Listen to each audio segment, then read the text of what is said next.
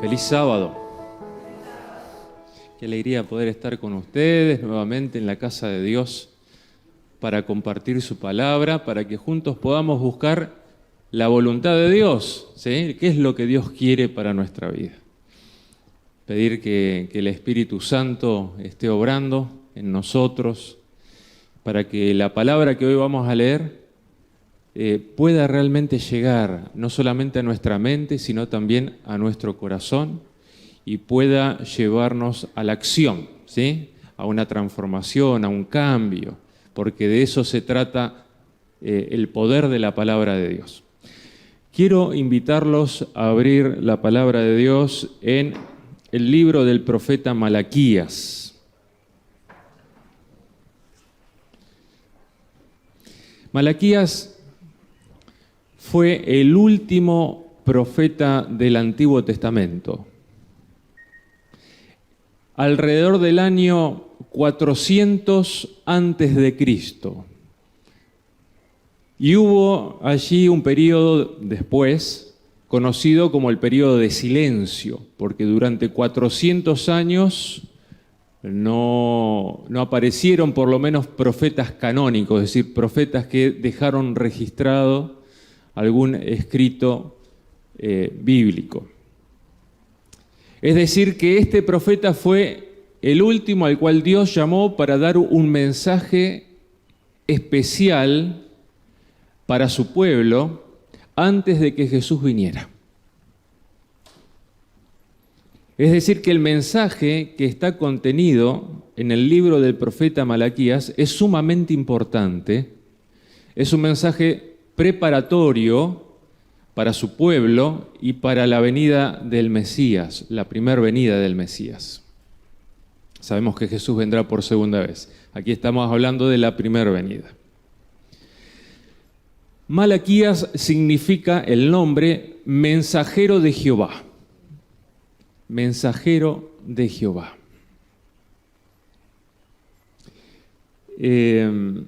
Quisiera que podamos comprender un poco del contexto de lo que vamos a leer. El contexto histórico nos da mucha luz para comprender en profundidad todo el mensaje que Dios quiere transmitirnos a través de su palabra. El contexto es el siguiente.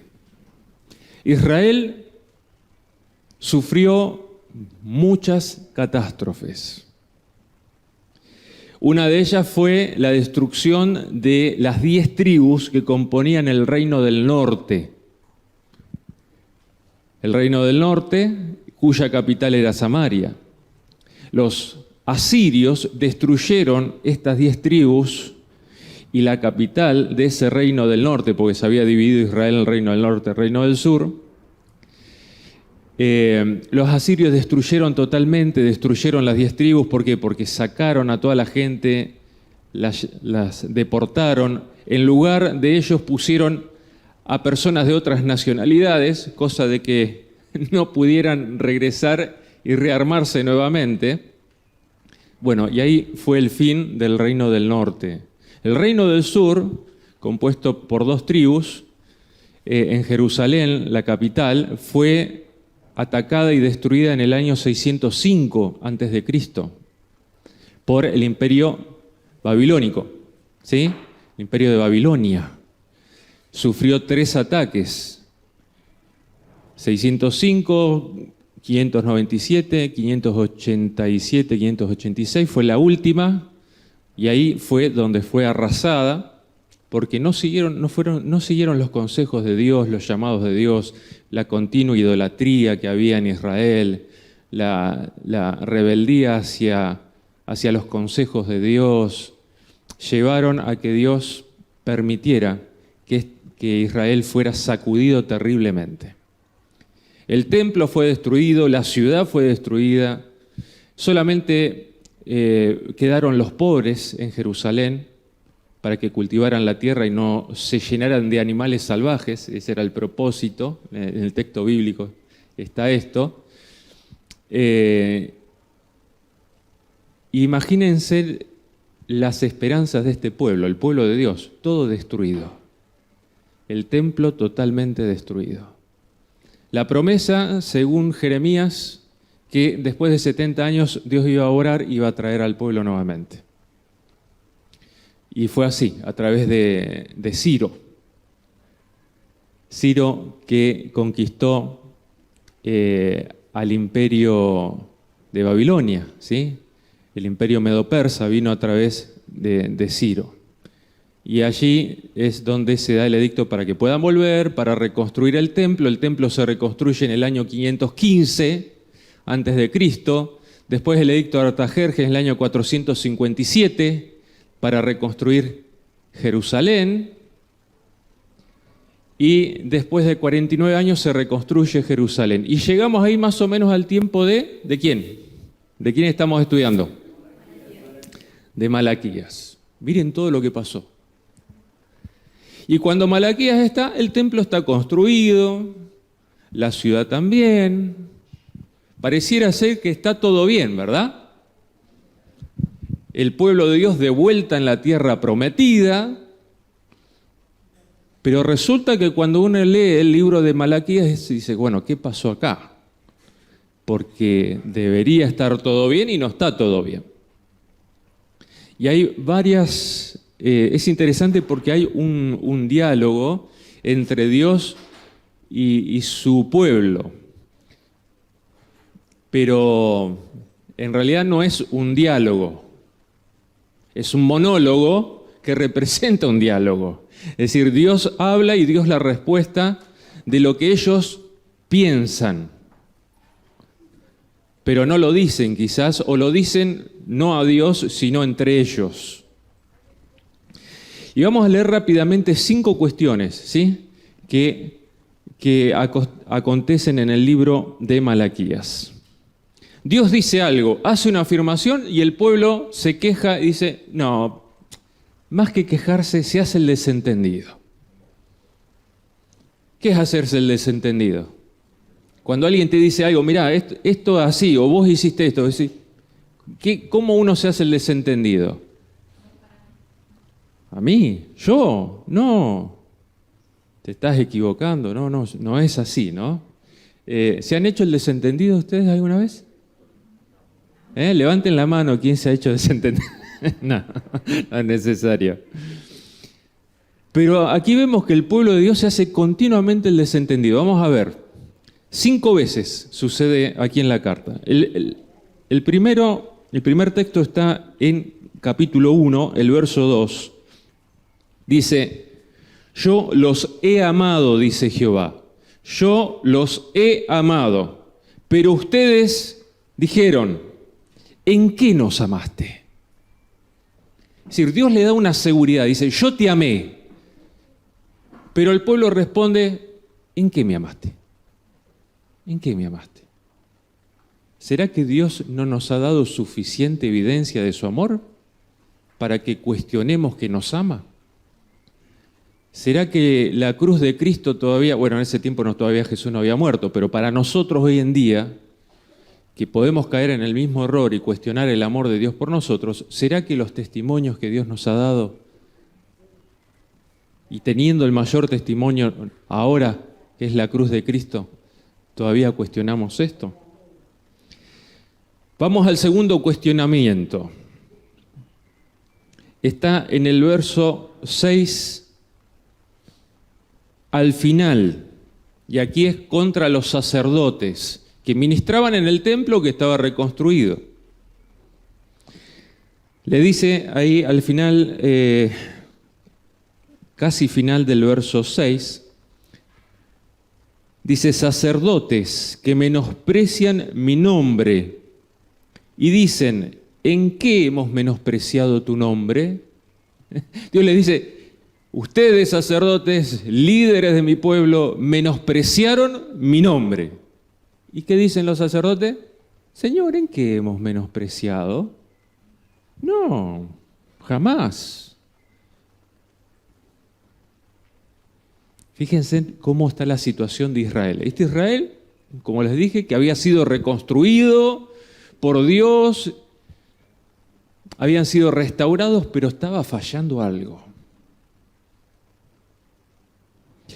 Tercer cuestionamiento. Lo encontramos en el capítulo 2, el verso 17.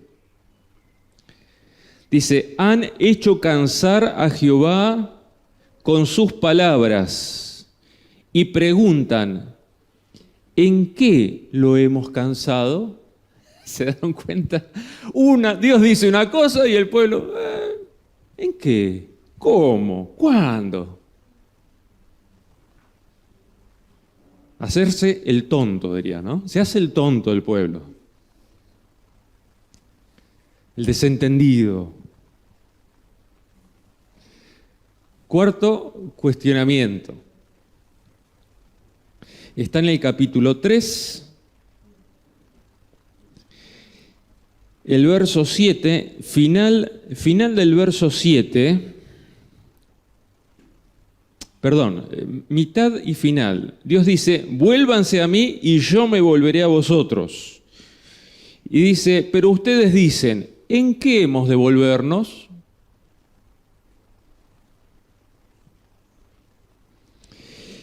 Y dice, el verso 8 da la respuesta, ¿robará el hombre a Dios? Pues ustedes me han robado. Esto lo dice Dios a su pueblo. Fuerte, ¿no? Fuerte que Dios le diga esto a su pueblo. Ustedes me han robado. Otra afirmación, pero ¿qué responde el pueblo? ¿Qué va a responder el pueblo? ¿En qué te hemos robado?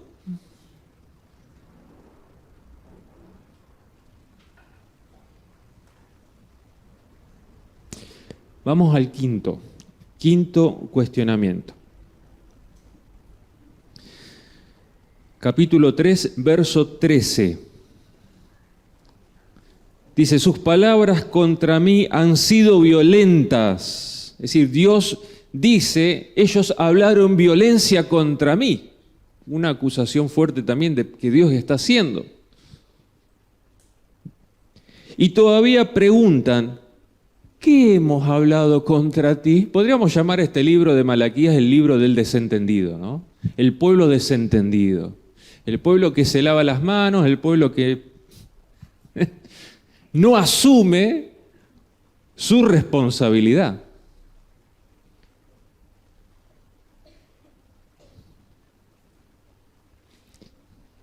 Y quizás me gustaría mencionar lo siguiente y preguntar y responder a esta pregunta. ¿Cuál es el mensaje principal de Malaquías? ¿Por qué Dios entra en este diálogo monologizado, podríamos decir? No sé si es el término, pero es el monólogo de Dios. Hay un diálogo en el monólogo de Dios. Dios expresa cuál es la respuesta, qué es lo que están pensando, qué es lo que se están hablando los unos a los otros. ¿Por qué Dios plantea este problema? ¿Qué es lo que Dios quiere resolver? Porque cuando Dios plantea un problema y lo evidencia y dice, este es el problema, y ustedes no lo asumen, este también no lo asumen, este, 5. Ninguno de estos 5 puntos el pueblo acepta, se hace el desentendido. ¿Por qué Dios se esfuerza para que entiendan y se arrepientan? Porque hay un mensaje principal que Dios quería dejar en su pueblo y quería prepararlo para algo. Ese mensaje principal está en el capítulo 3 de Malaquías. ¿De qué habla el capítulo 3 de Malaquías? Habla de la venida del Mesías. Y aquí está la preocupación de Dios. ¿Cómo mi pueblo va a estar preparado para recibir al Mesías si está en este estado? Nos dice el capítulo 3 de Malaquías, dice el verso 1, yo envío mi mensajero para que prepare el camino delante de mí. ¿Quién es este mensajero que preparó el camino delante de Jesús? Juan el Bautista. Este texto se utiliza en el Nuevo Testamento hablando de Juan. Delante de mí, dice Dios. Es decir, el que vino a este mundo es Dios, hecho hombre. Y después habla de sí mismo, pero habla en la persona del Mesías de sí mismo. Dice, y vendrá súbitamente a su templo. Ese templo que fue destruido y que fue reconstruido y que está siendo menospreciado tanto por el pueblo como por los sacerdotes, porque el problema no era solamente del pueblo, sino de los mismos sacerdotes que ofrecían ofrendas de animales tuertos, animales enfermos, lo peor que tenían, ofrecían eso en sacrificio a Dios, porque claro, los animales valían plata, ¿no? Y era una cultura que vivían de eso y dice, bueno, vamos a darle a Dios el descarte. Y los sacerdotes sacrificaban eso también y el pueblo, es decir, se había menospreciado, se había desvalorizado todo el plan de salvación, el sistema que Dios había puesto para revelar el plan de salvación, que era el santuario. Que el Mesías iba a venir, que iba a morir por nosotros como una ofrenda perfecta, agradable a Dios, que iba a ocupar nuestro lugar, cargar con nuestros pecados. Todo el plan de salvación manifestado en el santuario estaba totalmente desvalorizado ante los ojos del pueblo y ante los ojos de los sacerdotes. Y entonces Dios dice, vendrá súbitamente a su templo, ese templo que ustedes están menospreciando. El Señor, a quien ustedes buscan, el ángel del pacto. ¿Quién es el ángel del pacto? Me pregunta, ¿eh? ¿Quién es el ángel del pacto? ¿A quién se le llama el ángel del pacto? Jesús. Jesús. El ángel del pacto, el ángel de Jehová, tiene diferentes nombres. Si bien se le llama Jehová también al ángel de Jehová y al ángel del pacto, se le llama Jehová, se lo diferencia de la persona del Padre con estos nombres también. Dice, y el ángel del pacto a quien desean ustedes, ya viene, ha dicho Jehová de los ejércitos, ya viene. Qué lindo mensaje, ya viene, Jesús ya viene.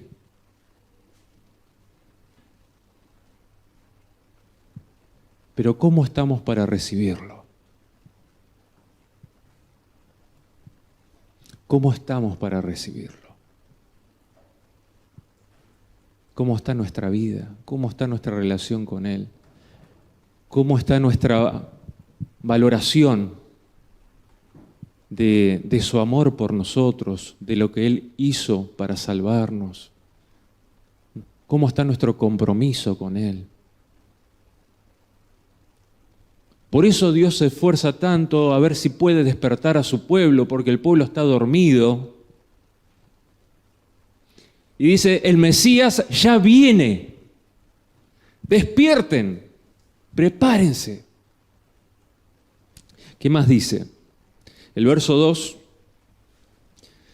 dice, pero ¿quién podrá soportar el tiempo de su venida? ¿O quién podrá estar en pie cuando Él se manifieste? Porque Él es como fuego purificador y como jabón de lavadores. Él se sentará para afinar y limpiar la plata. Limpiará a los hijos de Leví, los afinará como a oro y como a plata, y traerán a Jehová ofrenda en justicia. Qué lindo o qué linda esta descripción que se hace de Jesús. Se presenta a Jesús como el fuego purificador que purifica la plata, purifica el oro. Se presenta a Jesús como el jabón de lavador que emblanquece. Y Jesús vino y a través de su vida y de su muerte, Él ha logrado lo que ningún ser humano puede lograr por sí mismo. El perdón de nuestros pecados, y la purificación de nuestro corazón. Solamente a través de la obra de Jesús, de lo que Él hizo por nosotros, nosotros podemos estar limpios ante la presencia de Dios. Gracias a los méritos, a la sangre, a la justicia de Cristo Jesús. Y Dios ofrece no solamente el perdón, sino también un corazón nuevo. Un corazón que se goce en el amor de Dios y que se goce en hacer la voluntad de Dios. Y Dios quiere purificarnos. Dios quiere purificarte a vos y a mí. Nos quiere purificar del pecado, del egoísmo, de todo lo malo. Dios quiere preparar nuestra vida para el encuentro con Él. Dios quería preparar a su pueblo para encontrarse con Él. Ya viene. ¿Quién podrá soportar su venida? Tenemos la respuesta. Los líderes religiosos, ¿qué pasó cuando Jesús vino? ¿Soportaron? No soportaron la prueba. Su egoísmo, su codicia, su orgullo era más fuerte. Solamente algunos de los fariseos, de los sacerdotes creyeron, pero la mayoría rechazó. Porque no les gustaba la humildad y la mansedumbre y el Dios de amor que presentaba Jesús. Ellos tenían ya un esquema, una idea diferente de Dios. Un Dios más autoritario, un Dios más severo, un Dios que premia, ¿no es cierto?, y salva por las obras de justicia, y que aquellas personas que no son judías están todas perdidas, las personas que no practican la religión judaizante estaban todas perdidas, no había posibilidad, los enfermos eran castigados por Dios, ¿no? Y así todo. Cuando Jesús mostró todo lo contrario, lo crucificaron.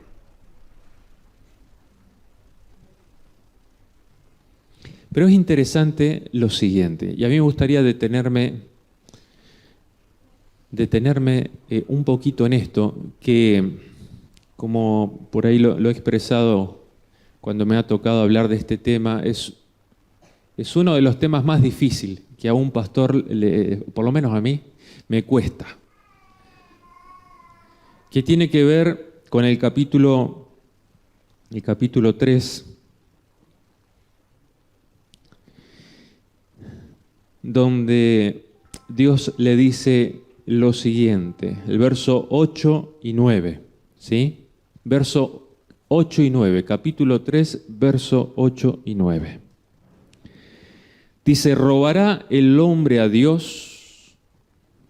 Pues ustedes me han robado. Y aún preguntan, ¿en qué te hemos robado? ¿Y qué responde Dios? En los diezmos y ofrendas. Malditos son con maldición. Y a mí se me eriza la piel, ¿no? Cuando Dios dice, malditos son con maldición. Muy fuerte. Un Padre de amor que nos ama tanto, que da todo por nosotros, que se exprese tan duramente para con sus hijos, pero no es que Dios los está maldiciendo. Dios no los está maldiciendo, está describiendo la situación de ellos. Están bajo maldición porque se están engañando a sí mismos, porque hay orgullo, porque hay codicia y porque han despreciado el plan de salvación. Están bajo maldición por esto. No es que Dios los está maldiciendo. Está describiendo, malditos son con maldición. Porque ustedes, la nación toda, la nación toda me han robado. Pueblos, sacerdotes, todo, ¿no?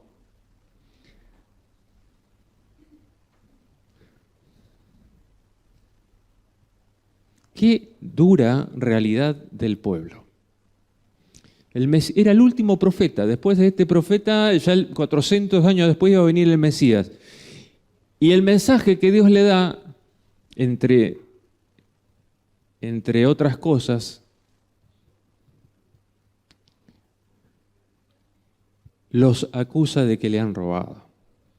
Ahora, ¿por qué esta acusación? Uno podría decir, bueno, Señor, pero, a ver, ¿sabes por qué yo llevo mi animal medio tuerto para el sacrificio? Porque la verdad que los sacerdotes no están haciendo bien las cosas. No están haciendo bien las cosas, no me gustan cómo están ministrando ahí en el santuario, no están haciendo lo que a mí me parece que hay que hacer. Entonces, bueno, no creo que es importante que yo te dé lo mejor porque ellos no están haciendo bien las cosas. ¿Y los sacerdotes? Bueno, Señor, nosotros te ofrecemos estos animales enfermos porque es lo que nos trae.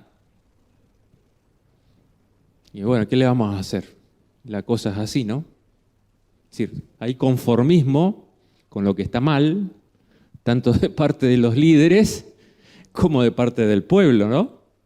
Es decir, no hay valoración del plan de salvación, porque cuando hablamos del sistema que Dios creó, el sistema que Dios manifestó a través del santuario, la devolución del diezmo y ofrendas, ¿qué es? Es sostener el sistema que revela y que predica el plan de salvación, el mensaje de Dios.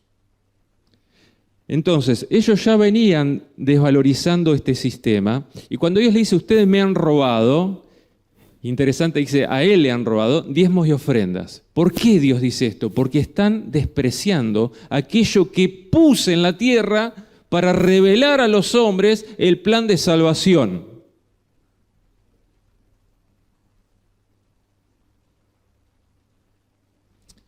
Y Dios dice, no, vos tenés que dar lo que tenés que dar. Si los sacerdotes están haciendo mal las cosas, yo me voy a ocupar de los sacerdotes. Yo los voy a juzgar a los sacerdotes. Si los pastores están haciendo mal las cosas, yo voy a juzgar a los pastores. Si los líderes están haciendo mal las cosas, cometieron errores, yo los voy a juzgar a ellos. Pero vos, como pueblo, tenés que darme a mí lo que yo te he pedido. Y esto me gustaría aplicarlo un poquito ahora. Dios ha levantado a la iglesia adventista del séptimo día como una iglesia profética. Una iglesia levantada por Dios, proféticamente ya anunciada, en el tiempo del fin, para dar a conocer el último mensaje de misericordia al mundo. Dios levantó a la iglesia adventista del séptimo día para dar el último mensaje de misericordia al mundo. Dios guió la organización de la iglesia. Dios acompañó su crecimiento. Y en ese desarrollo y crecimiento de la iglesia tuvo aciertos y tuvo errores, porque donde hay seres humanos, ¿verdad? Siempre hay cosas buenas y cosas malas que se cometen, pero Dios siempre ha estado guiando a la iglesia. Y uno podría decir, bueno, si aplicamos el mensaje de Malaquías hoy en día, podríamos decir, Señor, pero ¿sabes por qué no doy el diezmo? ¿Sabes por qué no doy el diezmo? Porque creo que la iglesia está haciendo malas cosas. Creo que la iglesia está haciendo malas cosas, por eso no doy el diezmo. Era lo que pensaban aquí el pueblo. Los sacerdotes están haciendo malas cosas, no llevo las ofrendas que realmente hay que llevar, llevo las obras. Pero nosotros tenemos que entender que cuando nosotros damos el diezmo, no lo están dando ni al pastor, no lo están dando a los diferentes líderes, estamos dando a un sistema que Dios ha levantado para dar el último mensaje, a una organización que Dios levantó. Dentro de ese sistema y de esa organización van a encontrar ministros, líderes muy fieles y consagrados, y todo lo contrario.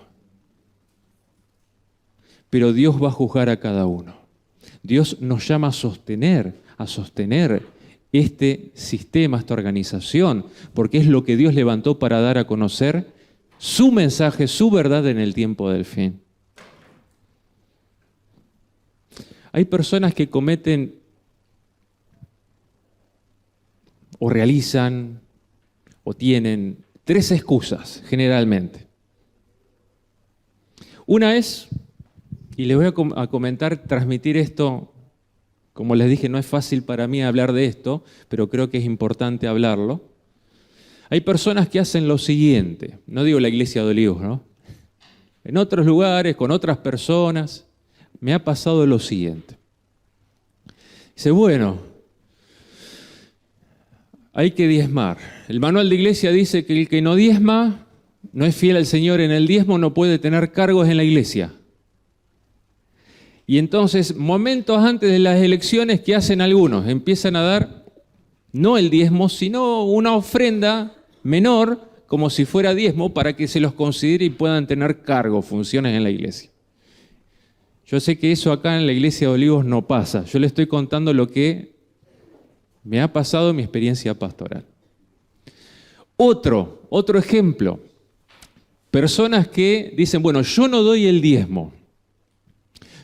Mi trabajo, el tiempo que yo voy a dedicar en la obra de Dios, ese va a ser mi diezmo.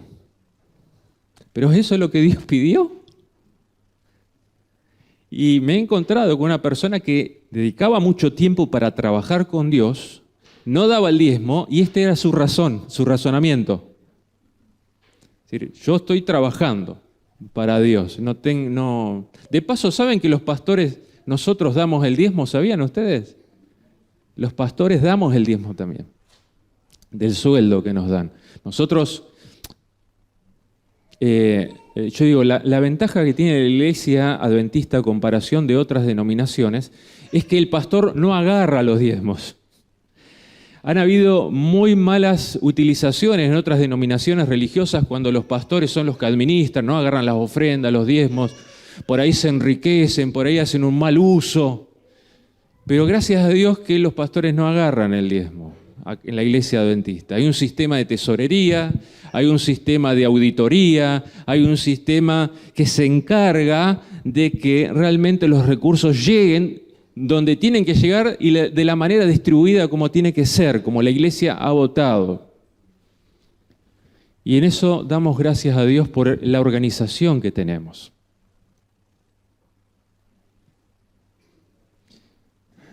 Otro punto, el tercero, del mal uso de los diezmos. Algunas personas dicen, yo doy el diezmo, pero no lo doy al sistema, a la organización que Dios levantó.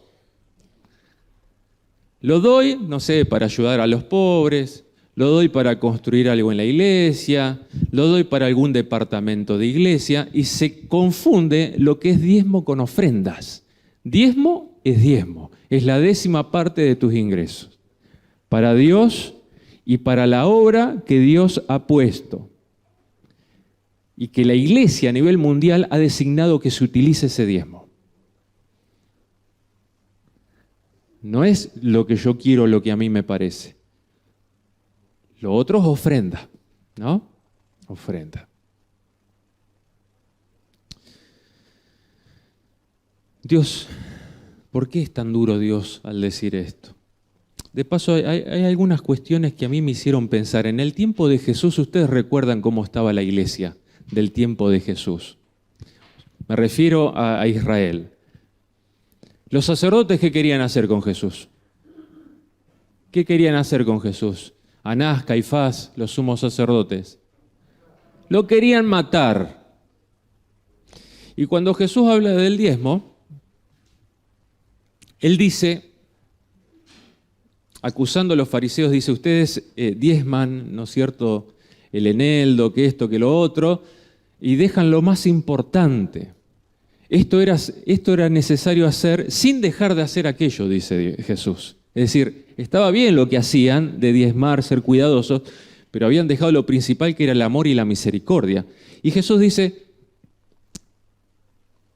esto, sin dejar de hacer aquello, no pierdan lo principal. Es decir, Jesús aprobó que ellos sean meticulosos en la devolución del diezmo, aún ante un sistema que lo iba a crucificar. Pero, a ver, no era el sistema que lo iba a crucificar, sino los líderes religiosos, los principales, lo iban a crucificar. Pero ese plan de salvación, de alguna manera, se iba a cumplir y se cumplió. A pesar de los seres humanos, se cumplió. Y hoy en día, cuando estudiamos el tema del santuario, entendemos todo lo que tiene que ver con el plan de salvación, cuando estudiamos la vida de Cristo también. Algunos acusan a la iglesia adventista de ser Babilonia o de estar contaminada y que esto, que lo otro, que hay que salir, ¿no?, de la iglesia adventista. Elena de Guay es clara en esto, ¿no? La iglesia adventista no es Babilonia. Nosotros, si bien tenemos virtudes y tenemos defectos como personas, Dios nos ha levantado para dar un mensaje. Jesús viene. Jesús ya viene. Hay personas que, como dije recién, no entienden esto. Algunas dan su diezmo a ministerios independientes, ¿no?, a esto, a lo otro. ¿Saben por qué yo transmito esto? Y creo que en los 3 años que estoy acá nunca toqué este tema, pero hoy lo quiero tocar. Porque se está entendiendo tan mal esto, ¿no?, que creo que es necesario aclararlo. Dios nos va a pedir cuenta, como dije, por lo que hacemos. ¿Cómo estás valorando? Yo quiero preguntarte lo siguiente ahora. ¿Cómo estás valorando el plan de salvación? ¿Cómo estás valorando lo que Jesús hizo por vos? Porque ¿qué es diezmo y ofrenda? Sino valoración de lo que Dios hizo por mí.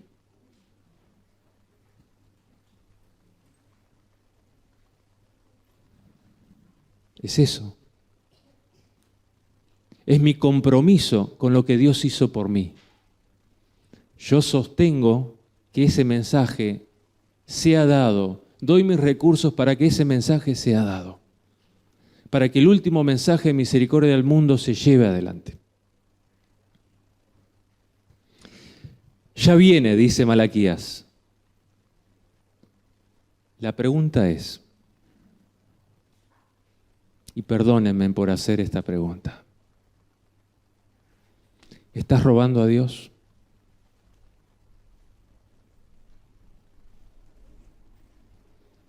¿Estás robando a Dios? Y también me la pregunto a mí, porque mi esposa me ha ayudado e intenta ayudarme a ser más dadivoso con mis ofrendas. A veces me cuesta a mí ser más dadivoso con mis ofrendas. Mi esposa tiene una generosidad natural, ¿no? A mí me cuesta, ¿no? Lo pienso, hago los cálculos, todo, ¿no? Tuc, tuc, tuc, tuc, tuc. ¿Cómo mostramos nuestra gratitud? Está bien, podemos mostrarlo de diferentes maneras, ¿no? Con el uso del tiempo, el servicio, pero yo ahora estoy hablando de este tema en especial. ¿Estamos valorando? ¿Le estás robando a Dios? Jesús ya viene, pero si Jesús viene ahora,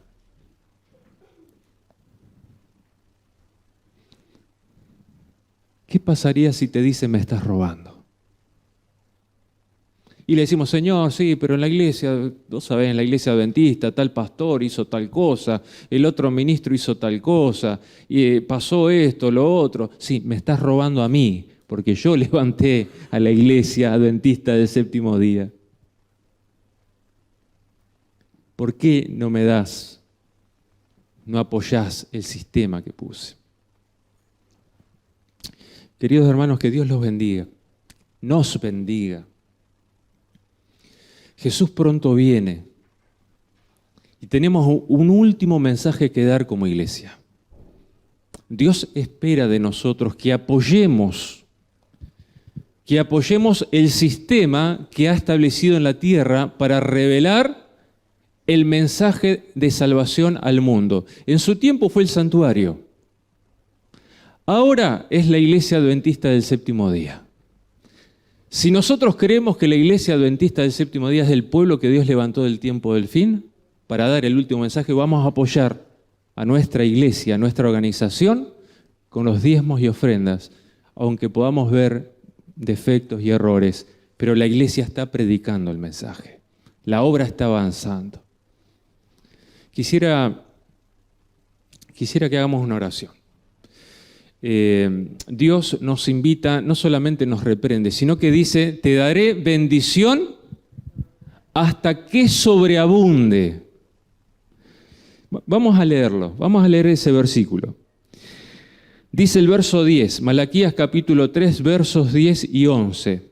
Traigan todos los diezmos al alfolí y haya alimento en mi casa. Pruébenme ahora en esto, dice Jehová de los ejércitos, a ver si no abro las ventanas de los cielos y derramo sobre ustedes bendición hasta que sobreabunde. Es decir, Dios quiere bendecirte. El problema no es el diezmo, no son las ofrendas. Dios no necesita en este sentido de diezmo y ofrenda. Él no necesita plata. Él si quiere abre las ventanas de los cielos y hace llover monedas de oro sobre la iglesia y llena la iglesia de oro. Pero Él no lo quiere hacer porque Él quiere hacernos partícipes del plan de amor abnegado que no busca lo propio sino el beneficio del prójimo. Dios quiere desarraigar nuestro egoísmo, nuestra codicia, nuestra ambición, nuestra falta de fe. Ese es el problema en realidad. No son los diezmos y ofrendas, es la vanidad, la codicia y el orgullo de nuestro corazón. Y Dios nos da el privilegio de aprender a sacarnos o liberarnos de ese orgullo a través también, entre otras cosas, de este sistema de ofrendas y diezmos. Vamos a orar, los invito a orar. Gracias, Padre, por el mensaje de Malaquías. Es un mensaje fuerte que encontramos, pero un mensaje necesario. Un mensaje quizás no agradable, pero es un mensaje que busca salvarnos de nuestra indolencia, salvarnos de nuestro desentendimiento, salvarnos de nuestro orgullo, de nuestra codicia, de nuestra falta de fe, de nuestra falta de compromiso. Y así como en el tiempo de Malaquías, en este tiempo tú vienes. Tú vienes a buscarnos. Hay un sistema que tú has levantado, Señor, en este mundo para dar a conocer el plan de salvación, el mensaje de los 3 ángeles. Ayúdanos a valorar el mensaje apoyándolo con nuestro compromiso, nuestro tiempo, nuestros talentos, nuestros recursos, nuestros dones, pero también, Señor, con nuestros diezmos y ofrendas. Que podamos expresar nuestra gratitud y nuestra valoración también en ello. Ven pronto a buscarnos, Señor. Ayúdanos a ser fieles en lo que tú nos pides. Desarraiga, Señor, toda nuestra falta de compromiso para contigo. Pon amor hacia ti. Pon compromiso, pon valoración. Gracias por lo que hiciste por nosotros. Gracias porque diste tu vida para salvarnos.